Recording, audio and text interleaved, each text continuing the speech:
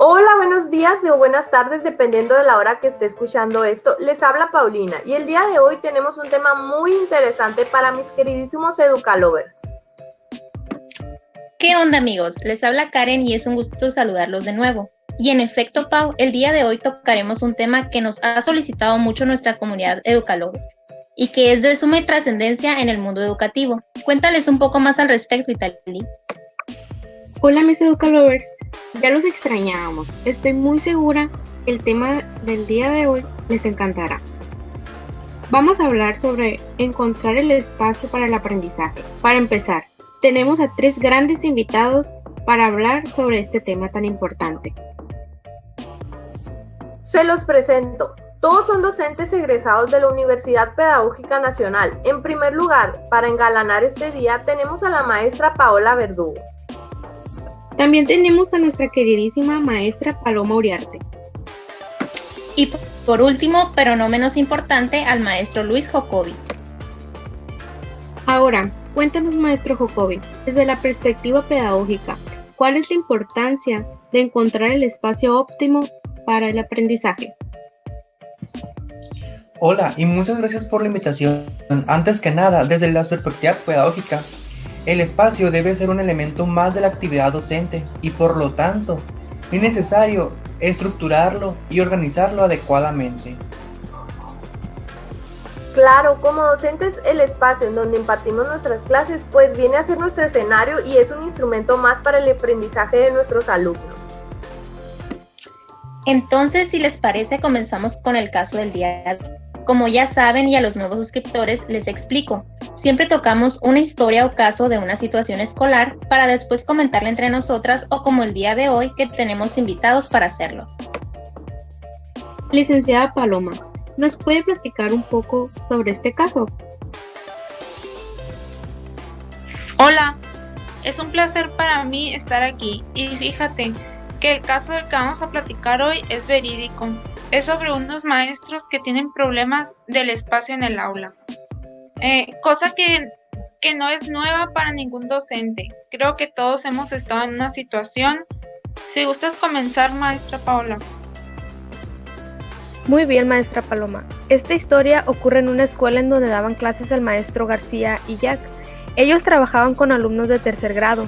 Durante toda la jornada escuchaban el sinfín de quejas de todos los alumnos, incluida la de ellos, sobre los problemas de espacio que tenían. Todos los días era el mismo problema. También se escuchaba a Alfredo quejándose que Paul había tirado todos los dibujos que tenía en su mesa banco. Al pasar por el otro lado de él estaba María quejándose de que Rosa le pegaba con los codos al escribir. A Roberto y a Federico quejarse de que no alcanzaban a ver hasta el pizarrón. Y a Saúl que se quejaba que Armando había extendido la pierna y él había tropezado con ella, entre muchas otras cosas. Bueno, para no hacer la historia muy larga y como ustedes podrán imaginarse, la clase era demasiado grande y el aula era demasiado pequeña. Al final del día, la directora convocó a los maestros a dirección para informarles que iban a ser admitidos 2 niños más en su clase. El maestro Luis, obviamente inconforme con la decisión, le insistió a la directora que era imposible admitir a 2 niños más y que no había manera de acomodarlos.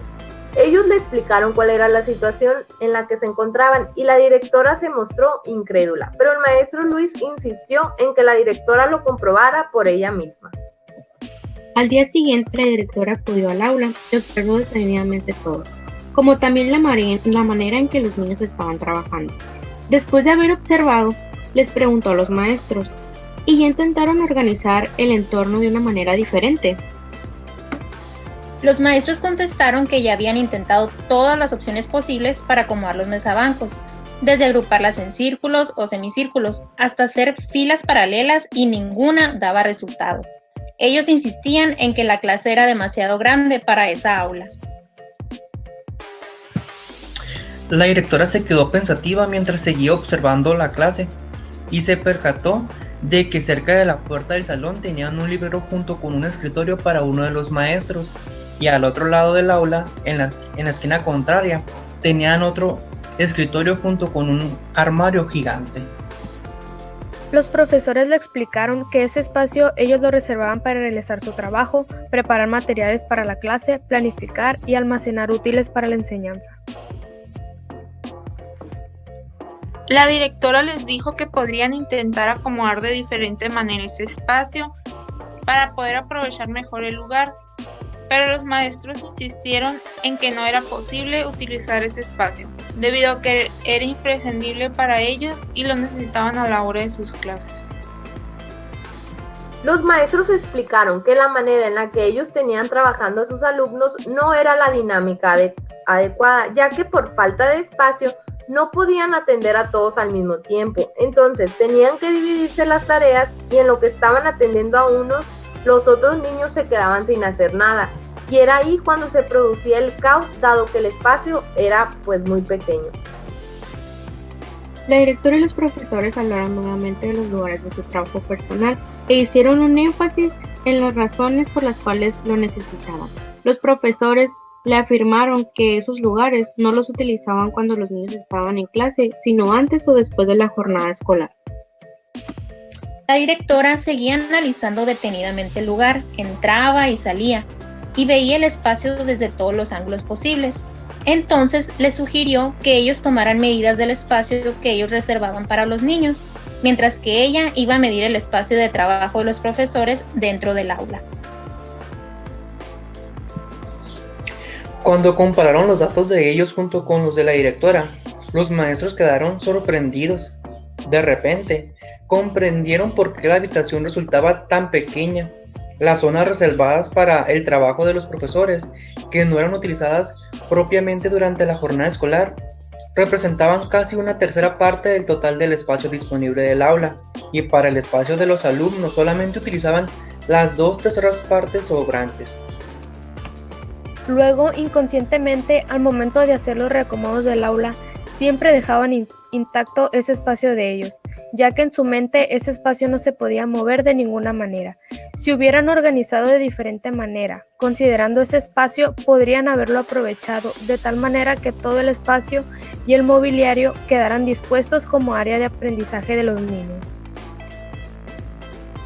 De esa manera, el aula se ampliaría y brindaría una mayor flexibilidad para el trabajo y los movimientos diarios del grupo, y por consiguiente, la dinámica grupal pues cambiaría totalmente. Una historia muy interesante, y creo que si estás en la docencia, más de un maestro se puede sentir identificado con esta anécdota. Así es, Karen. Como maestros tenemos que estar conscientes en todo momento el aula es un instrumento más de nuestro quehacer educativo y es necesario planificarlo y ejecutarlo de la manera más conveniente para crear un ambiente de aprendizaje en donde el niño se sienta atendido y escuchado.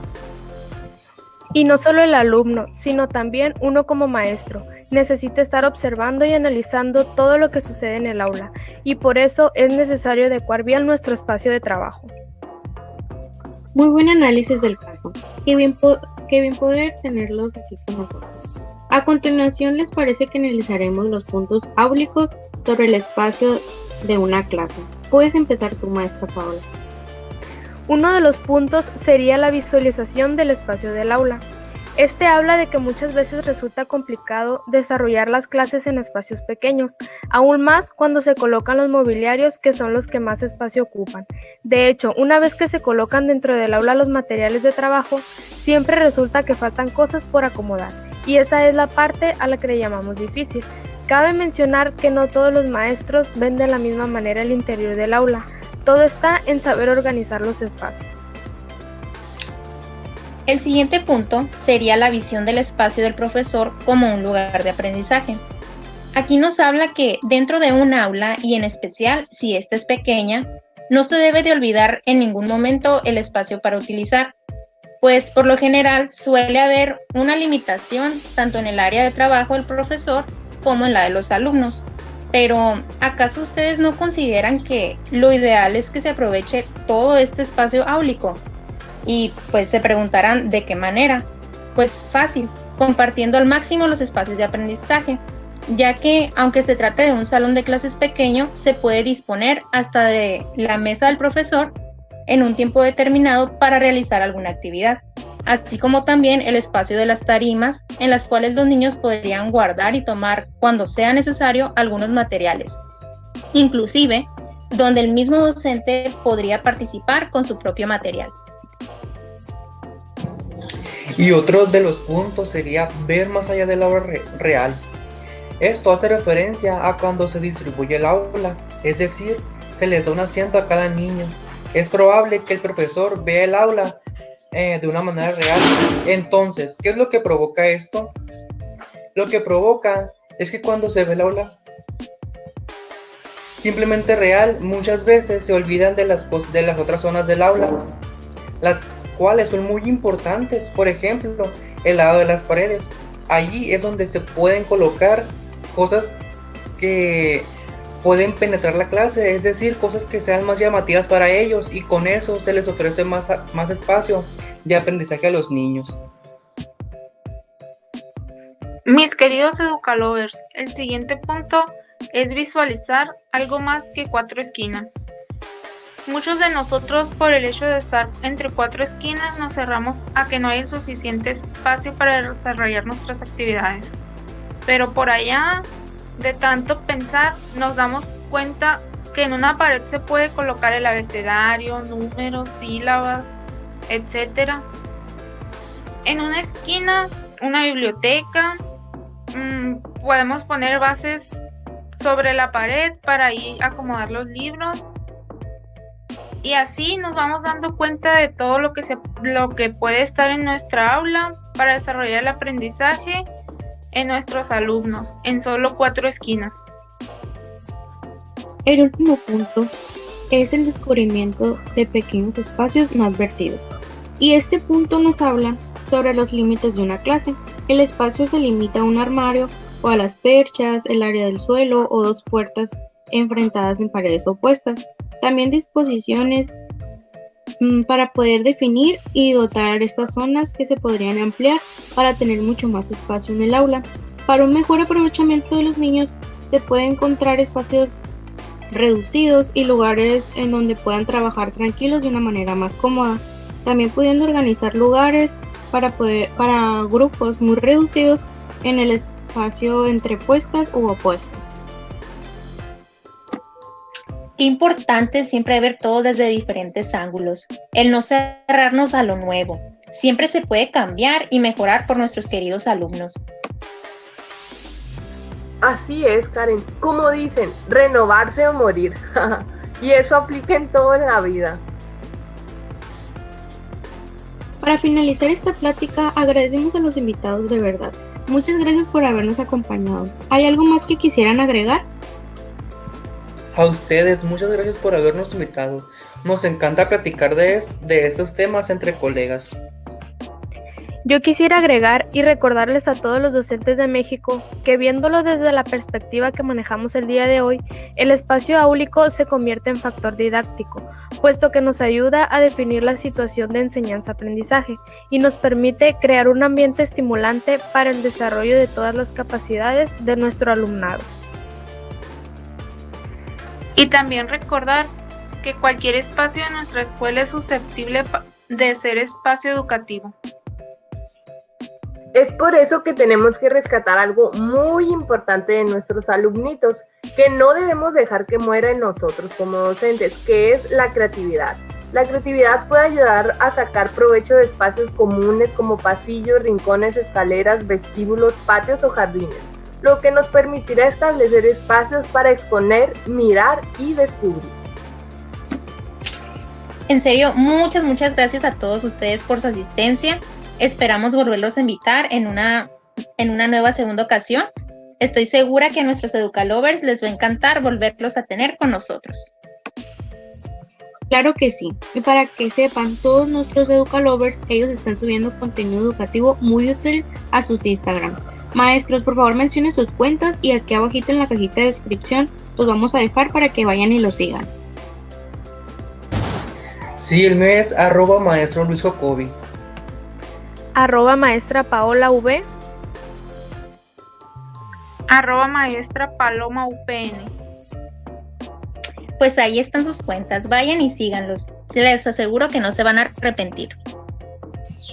Muchas gracias por la invitación, de verdad fue un honor haber estado con ustedes y claro que queremos regresar en otro episodio.